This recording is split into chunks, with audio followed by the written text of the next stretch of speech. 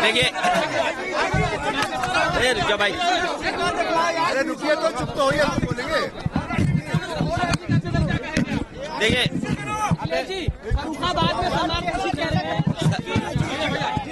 सरकार की नियत नहीं थी नौकरी देने की, और सरकार अगर चाहती होती नौकरी देने की, सरकार की अगर नियत साफ होती तो जिस समय पहला पेपर लीक हुआ था उसी समय सरकार सख्ती से कार्रवाई करती, और उसका परिणाम ये होता कि किसी भी परीक्षा का पेपर लीक नहीं होता। और आज केवल पुलिस भर्ती के पेपर लीक के आरोप नहीं है, बल्कि आरओ एआरओ की जो भर्ती हुई उसमें भी बड़े पैमाने पे छात्र नौजवान धरना दे करके बैठे हैं लोक सेवा आयोग के सामने। वो अपना पर्चा कैंसिल कराना चाहते हैं, री एग्जाम कराना चाहते हैं। आप सोचिए, सरकार जो दावा कर रही थी कि परीक्षा बिल्कुल सुरक्षित होगी, ये देखिए सुरक्षा का पोल खुल गया, और सरकार अपनी खुद स्वीकार कर रही है कि उनकी नाकामी की वजह से पेपर लीक हुआ है। इनकी नियत साफ नहीं रही, जिसका परिणाम यह है कि नौजवानों के भविष्य और नौजवानों के सपनों के साथ ये सरकार खिलवाड़ कर रही है। और ये सवाल 60 लाख 50 लाख का नहीं है, इससे जुड़े हुए 2.5 करोड़ परिवार के लोग हैं जिनके साथ बीजेपी ने धोखा किया है।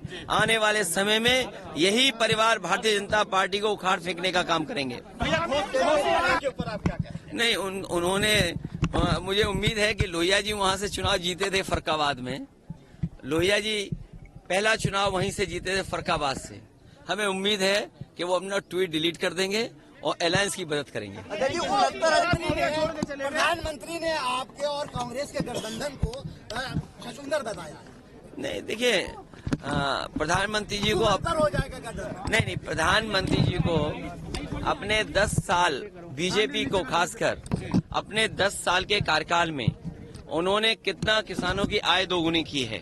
आप बहराइच, आपके बगल का श्रावस्ती, आपका बाराबंकी, गोंडा, ये वो जिले हैं जहां पर आम जनता खेती बाड़ी से जुड़ी हुई है। क्या किसानों की आय दोगुनी हो गई?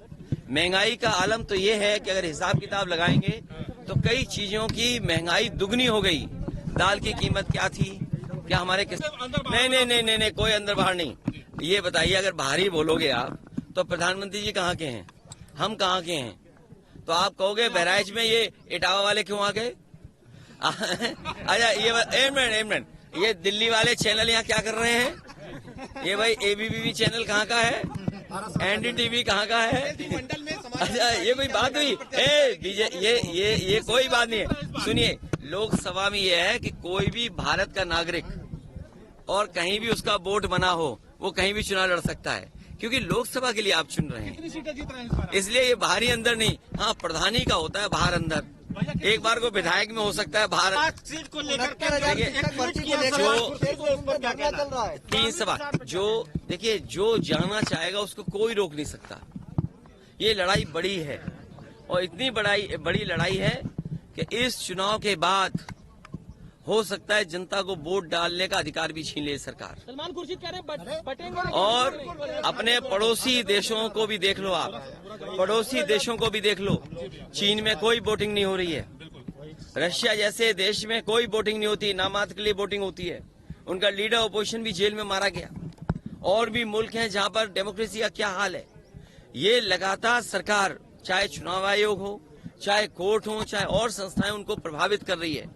हमारे मीडिया के लोगों को भी दबाव बना रही है कि अगर मीडिया के लोग सच्ची खबर चलाएंगे तो उन पे भी पाबंदी है। बड़े लोगों के लिए सीबीआई, हमारे छोटे पत्रकारों के लिए एसओ थाने वाले, बराबर का झगड़ा है।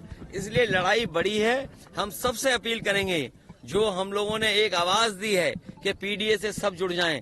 मुझे उम्मीद है पीडीए की लड़ाई मजबूत होगी, पीडीए एनडीए को हराएगा। और जब हम लोग टिकट बांट रहे हैं, सीटें बांट रहे हैं, तब बीजेपी अपनी टिकट काटने की सोच रही है। सोचो, बीजेपी टिकट काटना चाहती है, हम सीटें बांट करके जनता में पहुंच चुके हैं। पेट्रोल, बड़ी चीजें तो भूल जाइए। आप बताइए 2014 से और आज 2024 हो गया है, नमक की कीमत क्या है? क्या नमक की कीमत दुगनी नहीं हो गई?